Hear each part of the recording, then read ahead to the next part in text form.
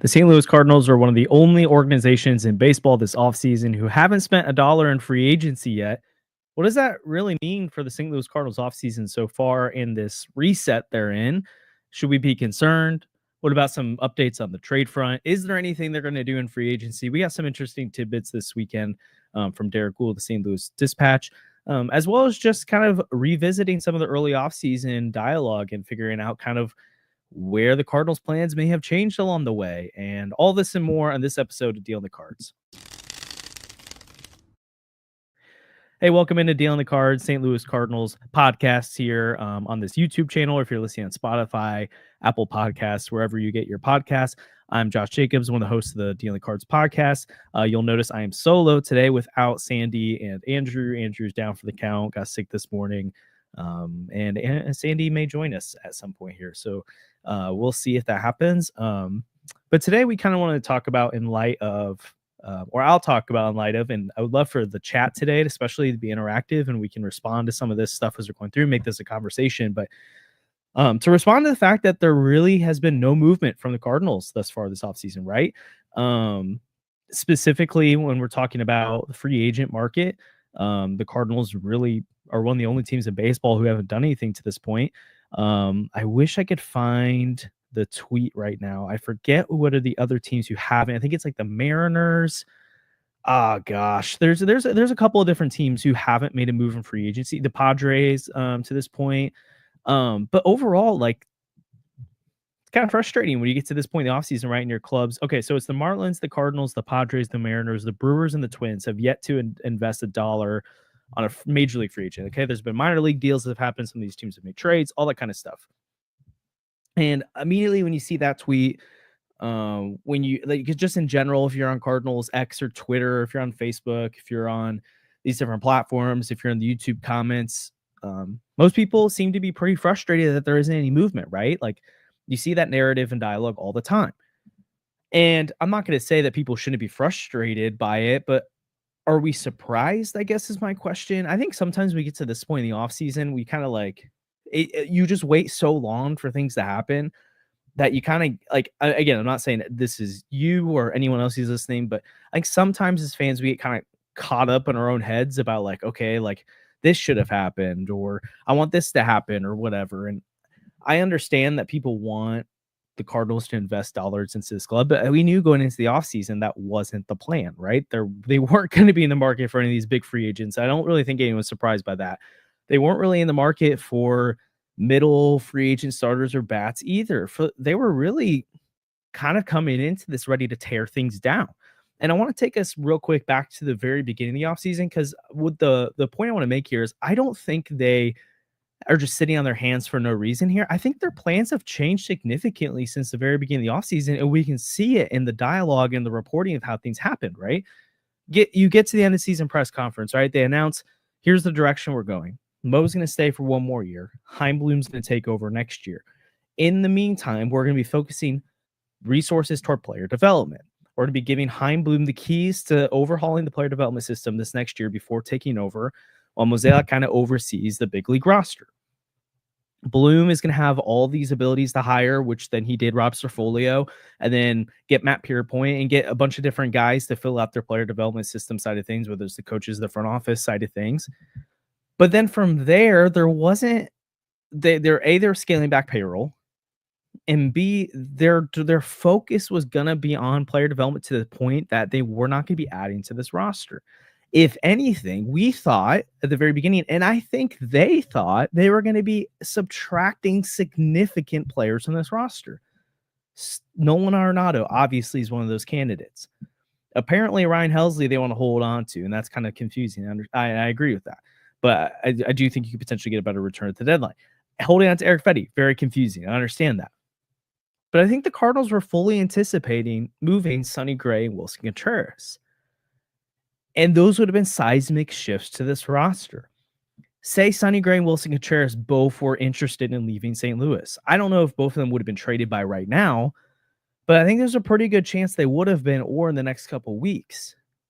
And that significantly changes the outlook of this roster. Instead of Wilson Contreras going into opening day as your starting first baseman next year, Now you've got Alec Burleson. Maybe Nolan Gorman makes the shift to first base at that point. That was a name that was kind of thrown out there as a sneaky watch for him to play first base before the Contreras stuff came out. Maybe Luke Baker gets a little bit more of a shot, specifically against left-handed pitching. There's a lot of different avenues the Cardinals could have gone in that standpoint and really gone full-blown youth movement with the lineup. Look at the rotation. You get rid of Sonny Gray, and you have Fetty, Michaelis, Palante, Matz. You immediately have a spot open in your rotation for a young arm. You're still maybe looking to move a Fetty or a Matz at that point too, and maybe you bring back Kyle Gibson, but I think that also creates more youth movement in the rotation. Probably creates more youth movement in the bullpen. I think the Cardinals' plans have changed a lot because they kind of got the curveball of, oh, Sonny Gray wants to stay. And Wilson Contreras wants to stay. And I don't know what's the deal with Miles Michaelis. I mean, we haven't heard anything that he wants out, so I'm assuming he wants to stay here, but it's also like, well, who really wants that Miles Michaelis contract? And I would love, as you're listening in the chat now, like, let me know your feedback and what you're thinking of so far. But what I want to start with this conversation is I think the Cardinals' plans have changed a lot. And that now they're kind of like, okay, well, we kind of thought we were going to get to move some money with Sonny Gray's contract, Wilson Contreras' contract. I don't fully know what the market for those guys would have been like, right? In exchange. And also here's a good point at the beginning too, that there was some reporting before the offseason started. Marco pointed out, weren't we supposed to be getting quote unquote a tentpole bat? What happened to that? There's so many mixed messages coming from the Cardinals this offseason. Well, one thing is first is that was not the Cardinals who came out and said that, right? That was reporting from a Derek Gould and kind of looking at what the Cardinals are doing in his sourcing. So I'm not questioning his reporting at all. Obviously, Derek's great.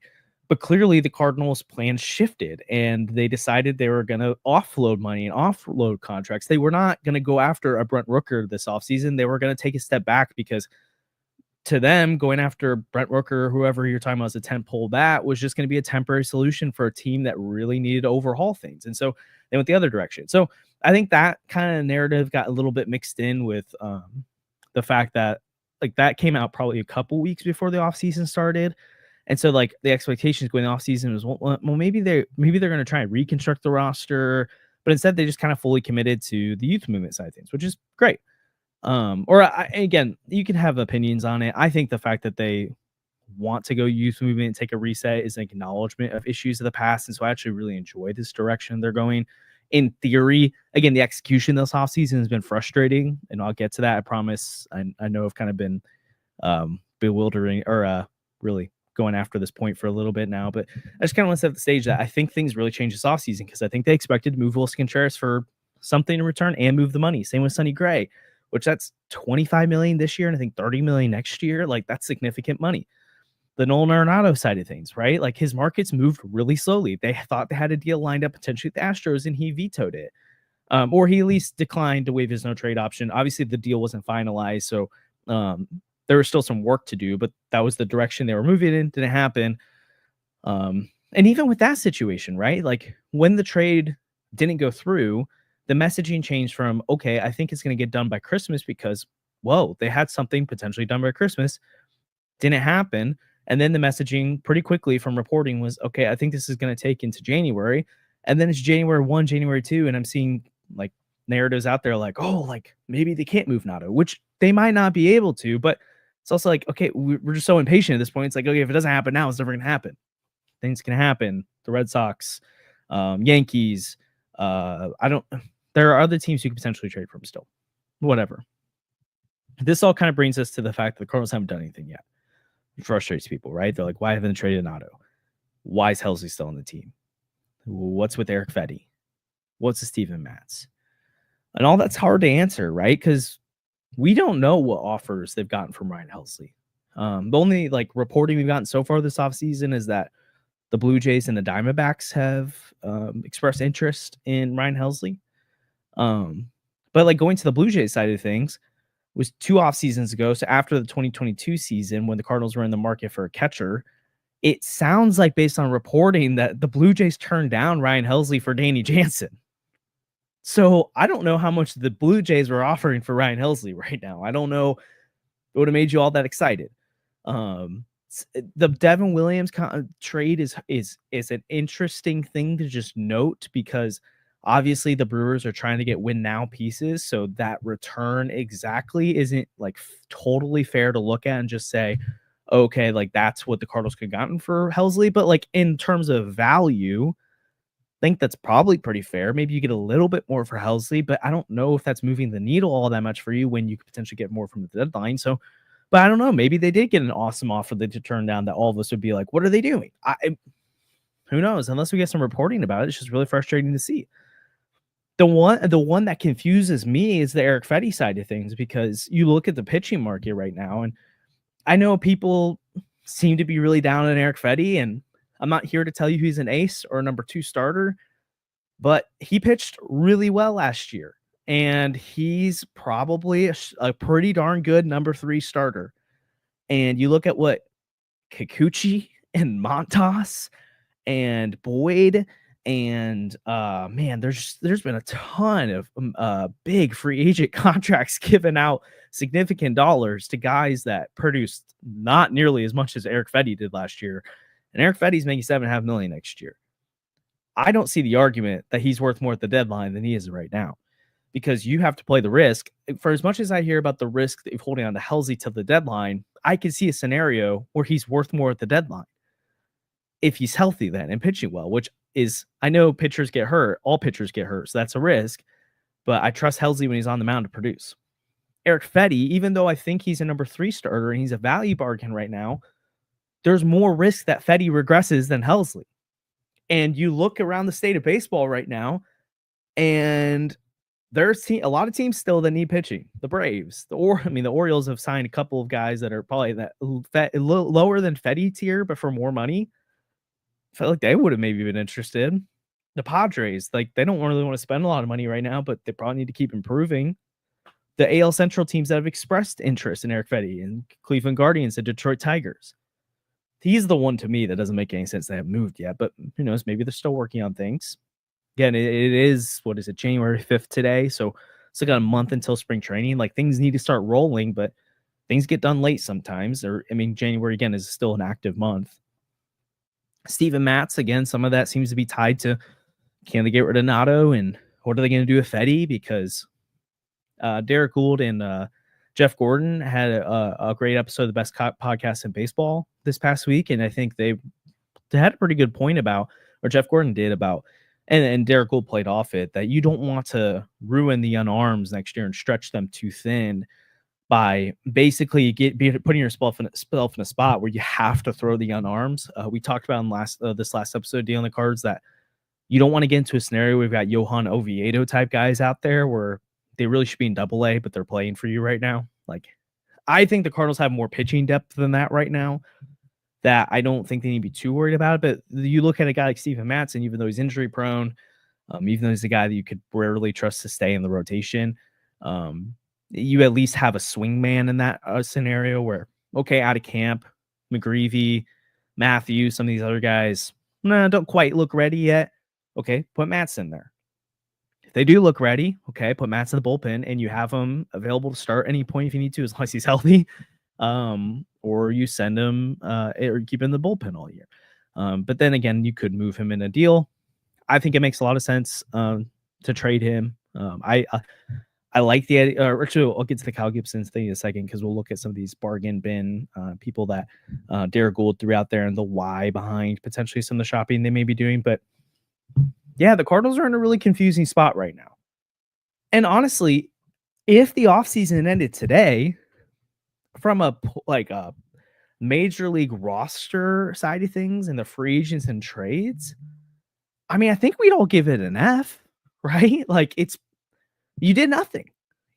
You didn't do anything to accomplish your goals outside of, you didn't bring back Lance Lynn, you didn't bring back Kyle Gibson yet, and you let Goldie walk, which were passive moves. So I'm not really going to give them credit there, but I have seen some people say they've done nothing to help the youth movement side of things. They have, because you've opened up first base Wilson Contreras, and which means you opened up catcher for Ivan Herrera and Pedro Paez more. You did open up rotation spots. But this is all passive stuff that should have happened anyway, so I'm not going to give them credit for that. But what they can control is, do you move Fetty to an extent? Oh, they actually fully control the Fetty, right? No trade clause there. Steven Matz you can control, but I don't think any of us are like, it's not that. I mean, whatever the return for Steven Matz is, it's not crazy. So we're not, I don't think any of us are going to be super annoyed by that. But the Nato side, obviously, he has a lot of control in that. So that's a tough part of it. But then again, the Wilson Contreras and Sonny Gray side of things have kind of tied their hands a little bit, and they don't get the benefit of the doubt. They don't get credit for that. I think maybe some of the disconnect we're seeing here, where people are like, okay, they said they want to do all this stuff going into the offseason. They haven't done anything. Well, I think part of that's because two of the biggest and most significant pieces they thought they're going to be able to move don't want to move. Now, they could be on the front office a little bit more to press the issue. Like, again, this is stuff we don't know what's happening, but it doesn't seem like the Cardinals are actively shopping Sonny Gray or Wilson Contreras and trying to put a deal in front of them that they might want to take. And so maybe that's a mistake on their part. Maybe the Cardinals should be calling Baltimore and being like, hey, we see you guys making all these free agent moves that are kind of like low ceiling. Do you want Sonny Gray? Maybe they should be calling Atlanta and be like, you lost Max Fried. Do you want Sonny Gray? Whoever these teams are, right? Or for Wilson Contreras, maybe they should be calling the Mets and be like, hey, you want to replace Pete Alonso at a cheaper salary and just as good of a, I think just as good as bad, and the numbers would say the last 2 years, but a really good bat, pretty much close to the same tier at least. He's not the same power guy, but he does hit for a better average, get on base better.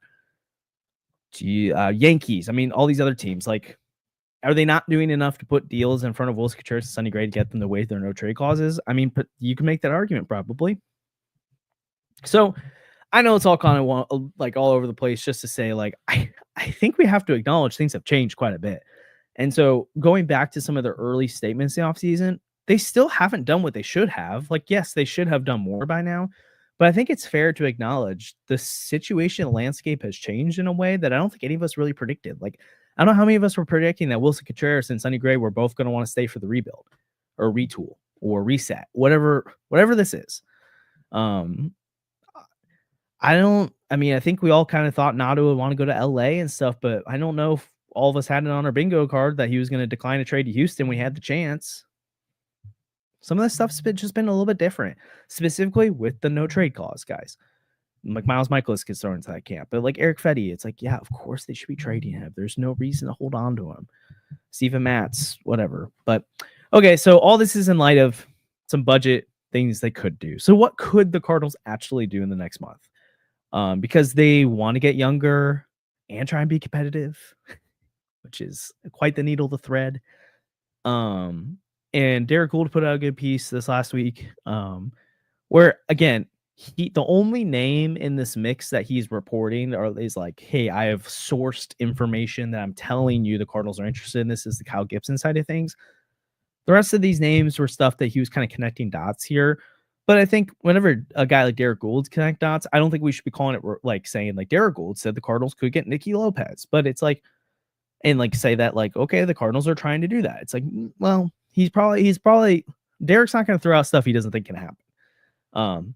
For example, some people have responded to Derek's post saying like, what about Max Scherzer? And he's been pretty quick to be like, I don't see why that would work.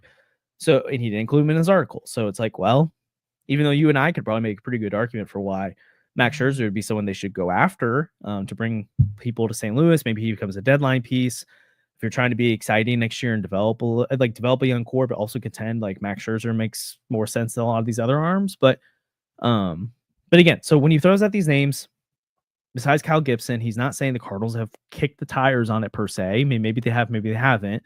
But these are the kind of players they're looking at. So let me excite all of you for just a minute. Actually, before we get into these names, I'll think a couple sponsors for our podcast and then blow your socks off with some of these players and then talk through whether or not we think it's an issue or not. But first, I want to thank a presenting sponsor of the podcast, 304 Sports Cards and Collectibles. 314 is located at 9640 Olive Boulevard and Olivet, open 10 to 5 Monday through Friday, 9 to 4 on Saturdays. They buy, sell, and trade all sports cards and Pokemon cards. They have the newest selections of packs, boxes, and single players of local players and stars around the league. 3 and 4 is awesome. I've gotten some cards there before. They've also got other kinds of really cool merch as well. Definitely go check out 314 Sports Cards and Collectibles. They're an awesome sponsor of the podcast, and they've got great stuff going on over there. And we know many of you already shop there, so let them know we sent you if you're going for the first time or if you're hanging out and coming back there. We also want to thank our partner of the podcast, Underdog Fantasy, Underdog Sports Fantasy. They're our favorite place to play fantasy games. Sorry, words are hard. You got to check out Pick'em. It's an easy way to play. So basically, you just pick 2 to 8 stats of your favorite players or players you think are going to do well or bad around the league, and you choose whether it'll go higher or lower than the stat they listed. You can win up to 20 times your money if you go 5 for 5 with your picks. And they also have a feature where if you're like, hey, I feel pretty confident about 3 of these, but the fourth one, then you could do a flex where you have a little bit worse odds, but you can miss one, which is pretty cool. If that sounds like fun, sign up with promo code CARDS, which is on the screen now. You can click the link in our description to check out Underdog, and you get a free first pick and a first-time deposit offer up to $1,000 in bonus cash. We can't wait to see your entries. You can check out NFL games. We got some more going on this afternoon and tonight with the Vikings and Lions, which should be a great game. As a Bears fan, tough to see the NFC North playing so well, but I'm picking the Vikings in that game. I hope the Lions win the Super Bowl, but Vikings just seem really good right now. Obviously, college football playoff is coming up again too. College basketball, NBA, all that kind of stuff. So you can use Underdog Fantasy for that. And when the baseball season comes around, go check them out. Use our promo code CARDS for up to $1,000 in bonus cash and a first free time pick 'em. Okay, so let me read off some of these names that Derek Gould threw out that are really going to blow your socks off. And then I'll kind of talk through maybe some of the why behind them. So before he even got to his top 5, he did mention names like reunion with Andrew Kittredge or signing lefty AJ Minter for the bullpen. Maybe Enrique, or maybe known as Kike to some of you, Hernandez, who could be a utility guy for them and eventually trade to the Dodgers at the deadline like he is every year. But then here's the 5 that Derek threw out there. Really gonna excite you here. So first is right-handed reliever Jose Leclerc. Second name he threw out there is right-handed swingman Spencer Turnbull. Really going to turn the styles, get fans into the ballpark. Infielder Nicky Lopez was another name he threw out there. Hit 241 with a 312 on base percentage last year. He also threw out right-handed reliever David Robertson. And, of course, right-handed starter Kyle Gibson.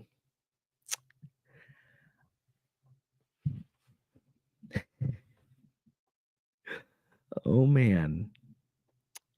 If you went into the offseason, or if you just kind of like go back to September and you looked into a crystal ball and you're like, hey, how's the Cardinals offseason going to play out? And here's the list of roster moves you see. Goldie leaves. Okay, saw that coming. Lance Lynn and Kyle Gibson. Well, Lance Lynn leaves, but they declined Kyle Gibson's option and they re-sign him. And they don't trade Eric Fetty, and they don't trade Steven Matz, and they don't trade Ryan Helsley, and they hold on to Nolan Arenado and Wilson Contreras and Sonny Gray and Miles Michaelis.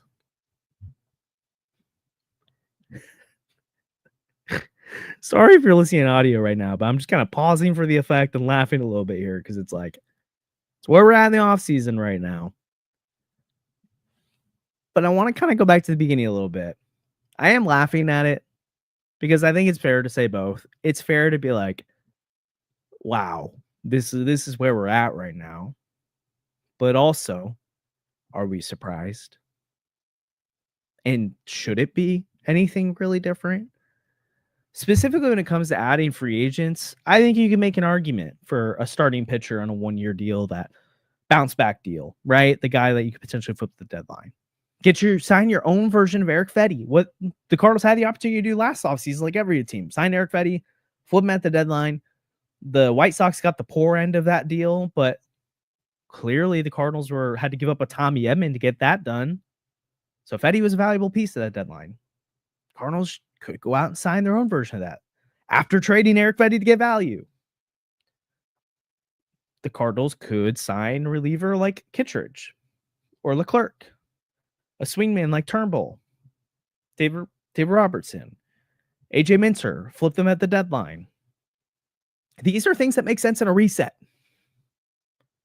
You know what doesn't make sense in a reset? Not trading guys. It just is what it is. Specifically, Fetty, to an extent, Helsley. But then this is where it all gets complicated. It's like, well, the Nato stuff you can't really control, and the Gray and Contreras stuff you can't control either. You can blame the Cardinals for giving out no trade clauses like they're just free. Like it's like, oh, you sign here, you get a no trade clause. You sign here, you get a no trade clause, and everyone gets a buyout. Sure. I guess this is a long-winded circular conversation to say I don't know why people are surprised that these are the names that are being thrown out there. I guess I get the anger from a sense that it's like, why are they here at this point now? But I also I think Bernie Miklasz has been really good about this. Like, do you want the John Mozeliak front office and John Mozeliak to be handing out big contracts in his last year? Do you want them making significant moves? Obviously, Chaim Bloom's going to have a role in those things, and at least Mo has come out and said, and I believe that it'd be really weird if they didn't, like, if he just one day went out, signed a guy to a 3-year contract, it was like, oh, Bloom, yeah, I did this. It's like, no, they're going to consult each other and that kind of stuff. But I don't really know if Bloom wants them to do a lot right now. I think he would much prefer that they invest in the player development, especially in a year when this doesn't go on his record, right? Like, if you're sitting in Chaim Bloom's seat right now, which is if you're wanting to see the Cardinals redeemed, if you're wanting to see the Cardinals get back to the glory days, you should be like looking at things through the lens of Chaim Bloom and thinking, what is the best case thing for his leadership and his vision, and is that what's being executed? And if in his seat right now, he doesn't have to be the bad guy. He doesn't have to take the bullets right now. And maybe next offseason, we're pointing at Chaim Bloom saying, man, you got to be more aggressive. Right? That was a fair critique of him in Boston from a lot of people. It was just like, okay, he got built up a farm system, player development, but like, does he have the chops to make the significant moves on a major league roster, to pull the right levers, to put together a contender? I mean, they made to an ALCS under his leadership, but like in general, it's pretty disappointing. I'm a big Chaim Bloom fan because I think his strengths are so important for what the Cardinals need right now. But anyways, if he's really getting to focus on player development this next year and the results on the field really are not something that's going to be thrown on his resume, right? Like people aren't going to be like, well, in 2025 under Bloom, no, that was under Mo, right? So for Bloom, it's like, why would I commit dollars towards something that isn't helping my vision? Right?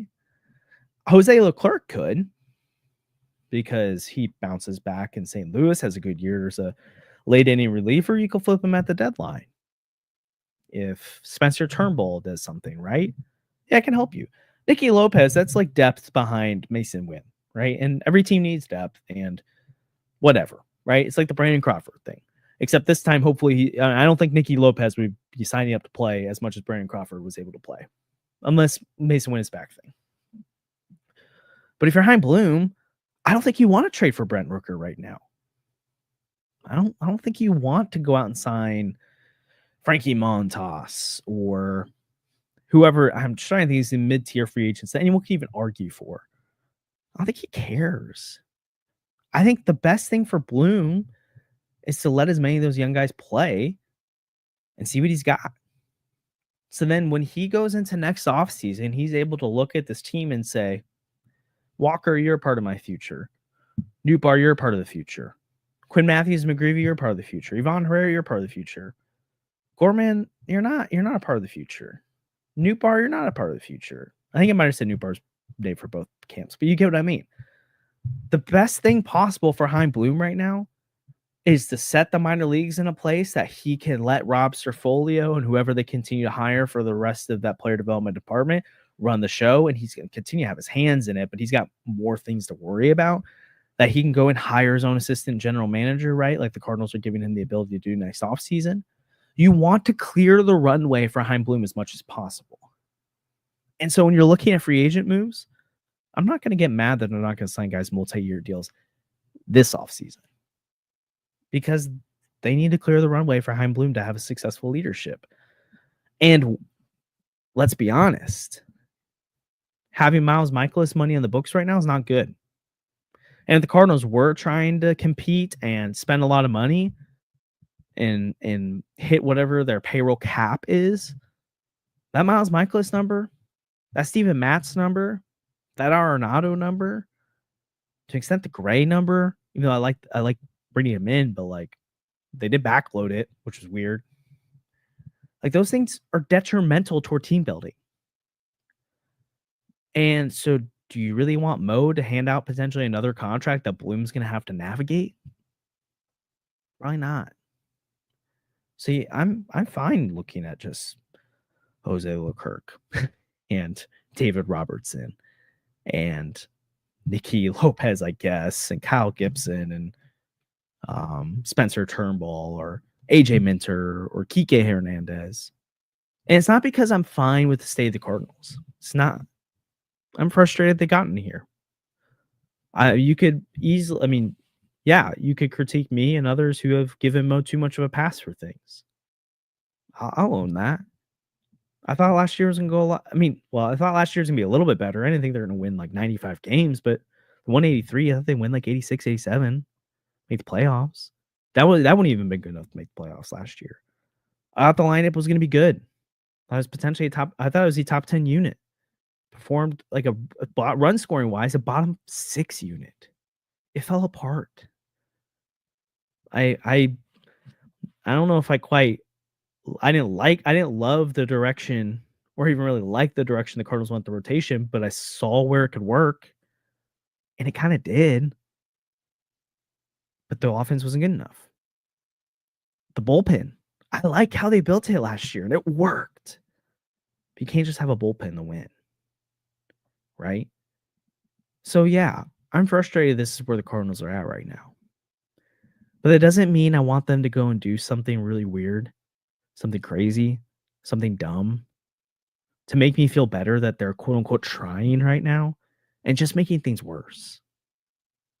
If you want to get better, a lot of times, whether it's in life, team building for sports, if you want to get better, you got to admit your faults, admit where you're wrong, and eat your medicine a little bit. And to an extent, I kind of think 2025 is the Cardinals eating their medicine a little bit. Now, fair caveat, you look at the Arizona Diamondbacks, and they spend, despite RSN uncertainty. What's the deal with that? Well, I'm going to be honest. I think most of us would think the Diamondbacks are better positioned right now to make playoffs, and I don't think the Cardinals are a Corbin Burns away from making the playoffs. And when you're resetting a team, like sure, signing Corbin Burns right now could be really awesome. He could be great, but also like how just like not helpful would it be to Chaim Bloom if you sign Corbin Burns right now and he flames out in year one? It looks like a terrible contract. Now Bloom's got to navigate that, right? I'd rather have Bloom have a clear salary decks as much as possible, knows what he's got in the young guys, and he can construct this in his vision rather than doubling down and trying to fix things, right? Sonny Gray was a multi-year deal, and I think it made sense last offseason. But then the Cardinals, and this is pointed out in the time, made a lot of one-year deals and a lot of kind of parachute contracts so that if things went poorly, which record-wise, sure. We just got to call 2024 a poor season. It did, right? They collapsed in the second half. They collapsed at the beginning of the season. So that middle of the season run they went on, which is not enough. So yeah, last season was a failure for sure.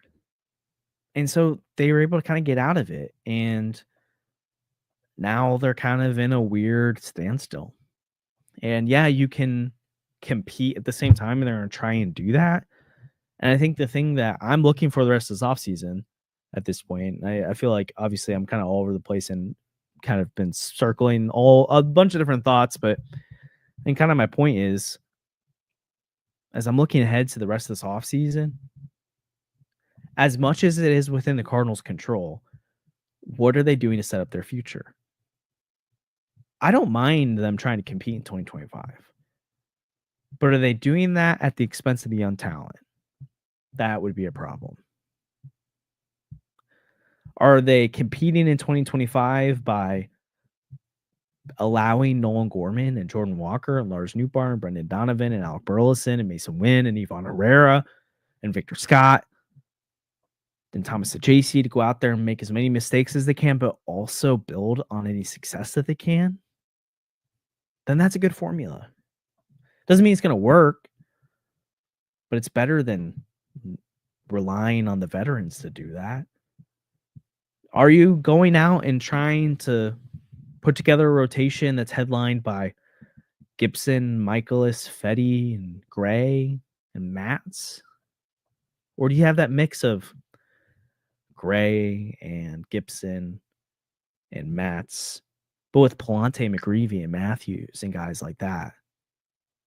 If you're having success that way, that's great. But if it's the latter or the former, and you're trying to make things work at the expense of development of the young guys, it's a problem. Same with, to no lesser extent, the bullpen. Like, maybe that's the place where Gordon Graceffo gets some of his spots this year, right? Maybe that's a place where Sem Robersa gets to pitch some. Andre Granillo, Matt Savanson. Maybe Tink Hentz gets a little bit of a run there. Maybe Cooper Jerpy at some point, or Takeo Roby. I don't know.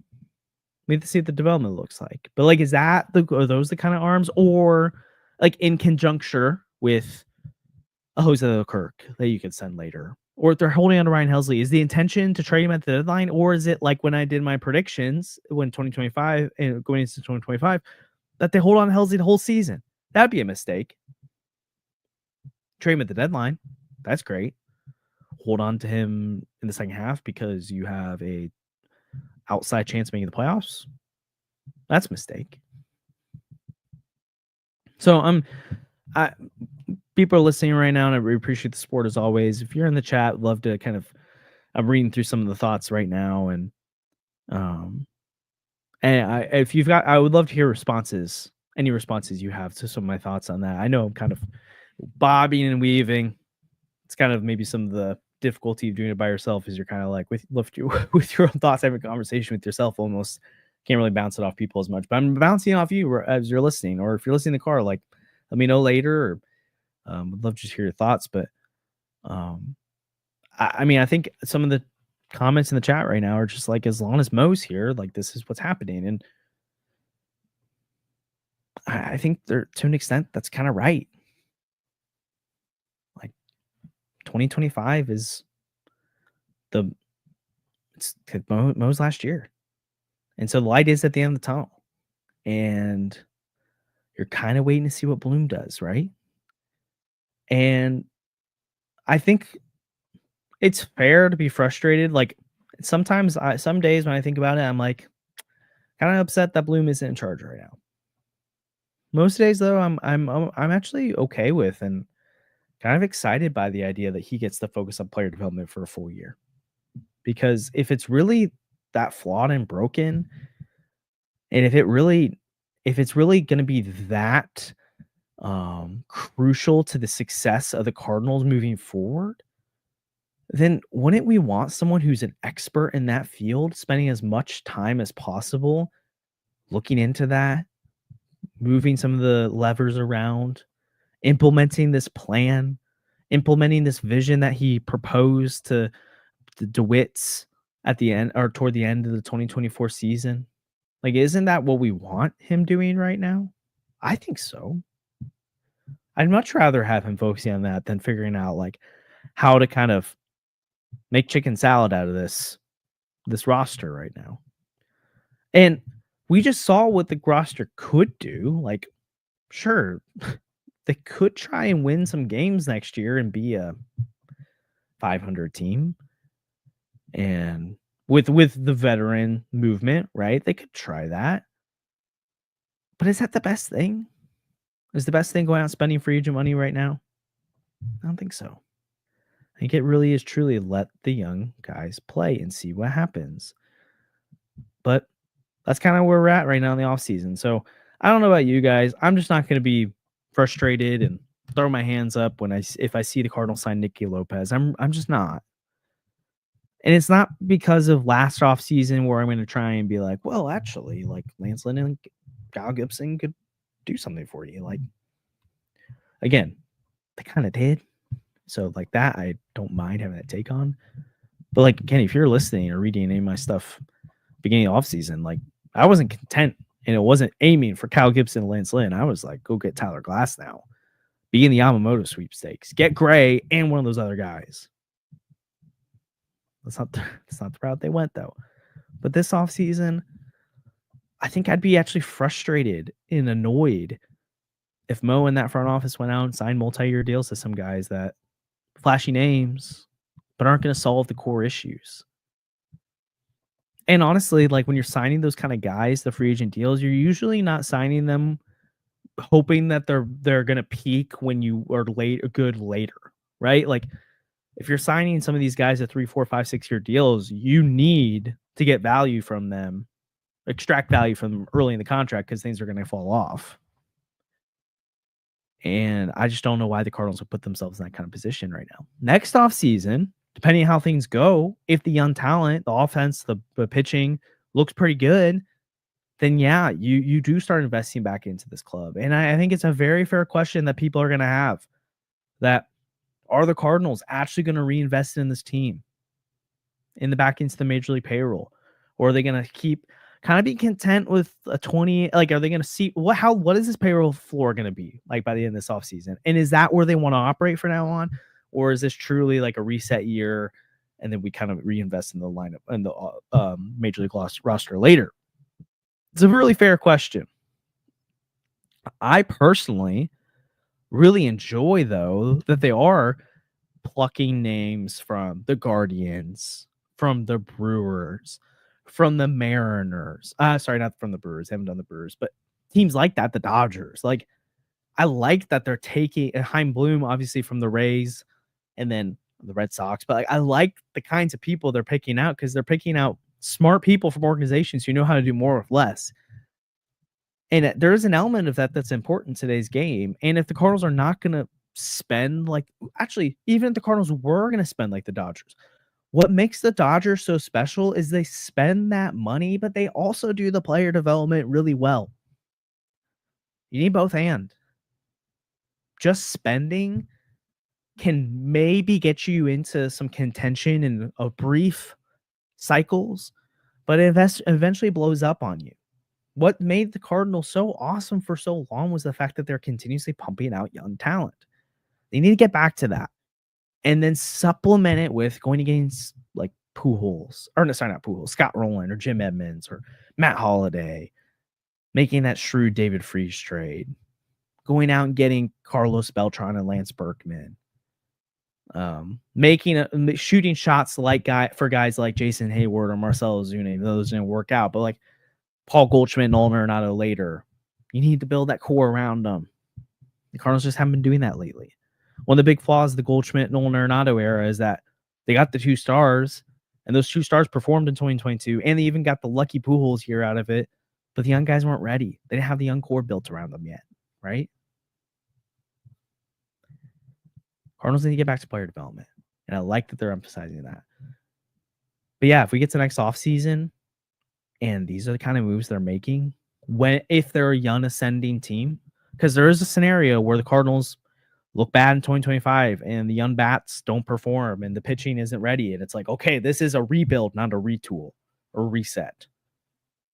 But if the Cardinals, the bats perform, they look like they have a young core, they look like some of the young pitching is going to be good, then yeah, they should be looking above Nicky Lopez and Jose Leclerc. I mean, you can always use bullpen arms like that, but Spencer Turnbull, Kyle Gibson, right? Then the site should be higher. So that's what I got today. It's a pretty dead part of the offseason, but I think we are going to start seeing some things happen soon. Hopefully we kind of know the fate of Nolan Arenado sooner rather than later. There's obviously a growing chance that he stays in St. Louis, but I still think I would say that he's going to be traded at this point. I think the Red Sox make a lot of sense. Maybe the Mets, maybe the Yankees. Then what do they do with Fedde and Matz, Helsley? Do they go after David Robertson, Jose Leclerc, AJ Minter, guys like that? We'll see. I think by the time spring training rolls around, no matter what happens with all that, the most important thing continues to be what happens to Jordan Walker, what happens to Nolan Gorman, what happens to Lars Newbar, what happens to JJ Weatherholt during the year, what happens to Quinn Matthews and Tink Hens, what happens to Dakota Roby, what happens to these guys. So let us know your thoughts in the comments. Sorry that it was a solo pod today. Next time, if we got guys out, we'll get a guest, but it was kind of last minute for that. I hope, would love to hear your thoughts and know kind of where you're at with that thought process. I know it's just that part of the offseason where it's like baseball's been gone a while and we still got another month until spring training. So yeah, it is kind of like, what's going to happen? I still think some things will happen, but at the end of the day, I don't care what the payroll is this year. I really don't. As long as they're focusing on the young talent. Next year's where I care about that. Probably, assuming they're a young ascending team. So I'm not gonna get mad if they sign Nicky Lopez. If you get mad, that's okay. It's upset. It's fine. It's sad where the Cardinals are at right now. I'll sum it with this. I wrote a story about it, posted on Redbird Rants yesterday. 78 organizations across the 4 major sports received a vote for best front office or one of the best front offices in their respective sport. 16 MLB organizations received votes. The Cardinals didn't receive a single one. They kind of made their bed with where they're at right now. And so, again, gotta eat your medicine a little bit here. Kind of eat your, eat your vegetables. I keep saying eat your medicine, but take your medicine, eat your vegetables here a little bit. Cardinals got to kind of answer for their mistakes of the past at this point. My hope is that the frustration of this offseason, frustration potentially of not doing more, ends up leading to be a better future because it helps Chaim Bloom rather than appeasing or salvaging whatever's left of this current regime. And it was very successful early on. But yeah, last 6, 7, 8 years haven't been the same. And that's frustrating for Cardinal fans and every right to be upset by that. But I'm just not going to let that make me believe they need to do something that doesn't actually help with the reset right now. So appreciate your thoughts as always. Like and subscribe, helps channel a ton. Usually, again, we've got guests and more conversation on here. So if this is your first time tuning in, appreciate it. We always appreciate the support. We'll be back on Wednesday with a regular podcast episode. Again, like and subscribe helps channel a ton. Also, leaving a comment or liking helps other people find the channel. So we really appreciate that, especially if you're some of our loyal listeners. Anyways, we got a lot of off-season content left to go. Check out 314 Sports Cards and Collectibles. Use our code cards on Underdog Fantasy for first free pick. Also, again, you're able to play now in Missouri and Illinois. So if that's where you live right now, it is open to you to play now as well. For fantasy sports, use promo code cards for first free time pick 'em or first time deposit offer up to $1,000 in bonus cash. We always really appreciate all of your support. We'll see you guys next time. Peace.